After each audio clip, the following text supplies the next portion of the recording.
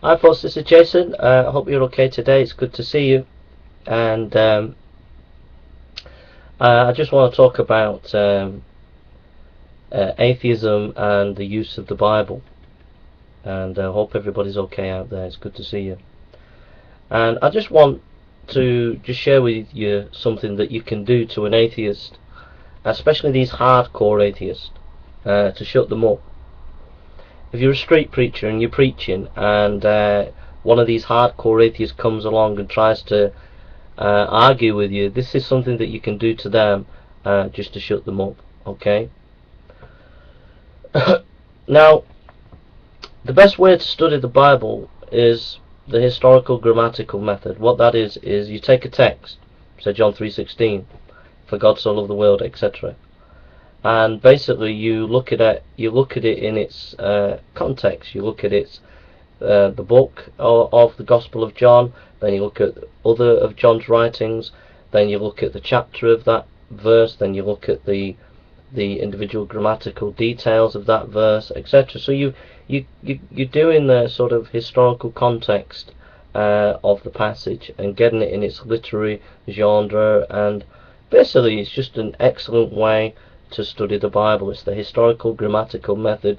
The master of that was Adolf Schlatter. A modern proponent is Dr. Utley and John MacArthur, and in the past, further in the past, John Calvin. Now, that's the way to get into the text and to understand the biblical verse. Now, what you'll find is most atheists, 99% atheists that you will meet on YouTube and in the writing, from, if you look at Sam Harris, if you look at Christopher Hitchens' books, if you look at Daniel Dennett, you look at Richard Dawkins, and then you look at people like Aaron Ra and Thunderfoot, and all these kind of people, Bionic Dance, No Plum, and all the sort of mainline YouTube atheists out there, from Hitch Slap to Essence of Thought, etc. There's a very, very, very rare example in, say, someone like Making Explicit, but the vast majority, 99% of the atheists out there who are pumping their stuff on YouTube and who are writing books against Christianity, they haven't got a method of studying the Bible. Okay, they haven't got a method. They don't use the historical grammatical method. Alright, they just don't use it. So the fact that they don't use that method, and the fact that they don't have a method, shows that when they're attacking the Bible and critiquing the Bible, they're doing it from total ignorance. That's why a lot of the YouTube atheists like Bionic Dance or Essence of Thought or Thunderfoot, etc., they make silly arguments. They either go to Leviticus or make crass, stupid arguments against the Bible, and they haven't got a clue what they're talking about. So what you need to do if you meet these hardcore atheists is just give them a text that you know well. So just for example, I wouldn't suggest this text, but I'll just give an example. And so Romans 3, you say to the hardcore atheist, okay, you're scientific, you want to have scientific knowledge, you want to understand the Bible, etc., and critique it. Okay, get a Bible text from a book that you know really well. So like Romans chapter 3, verse 23, and it says, "For all have sinned and fall short of the glory of God." Verse 24, "Being justified freely by His grace through the redemption that is in Christ Jesus." Verse 25, "Whom God set forth as a propitiation by His blood through the faith to demonstrate His righteousness, because in His forbearance God has passed over the sins that were previously committed." So you get your verses like I've got here, and then go to the hardcore atheist. If you're out on the street as a street preacher, or if you meet them in your life, and say, okay, there's the Bible verse, expound it to me.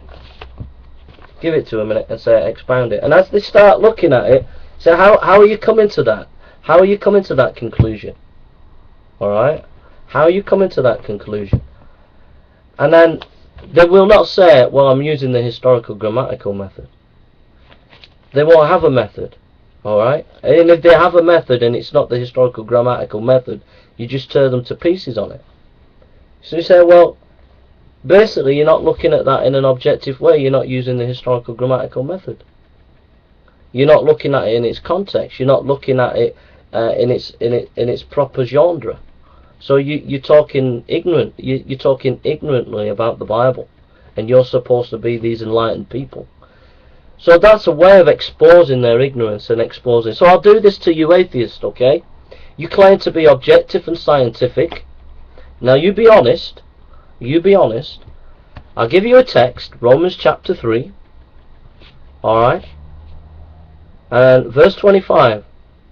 Whom God set forth as a propitiation by his blood through faith to demonstrate his righteousness, because in his forbearance God has passed over the sins that were previously committed.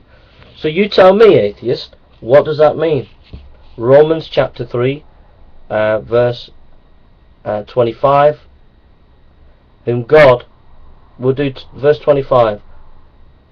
Whom God set forth as a propitiation by his blood through faith to demonstrate his righteousness, because in his forbearance God has passed over the sins that were previously committed. So there you are, atheist.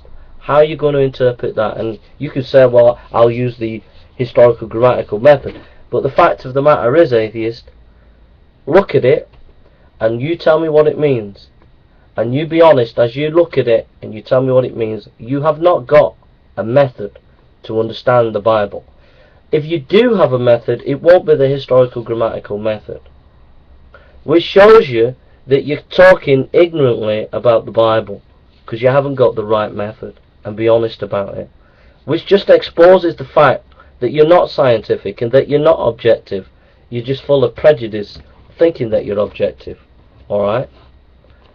Thank you for listening, and God bless you.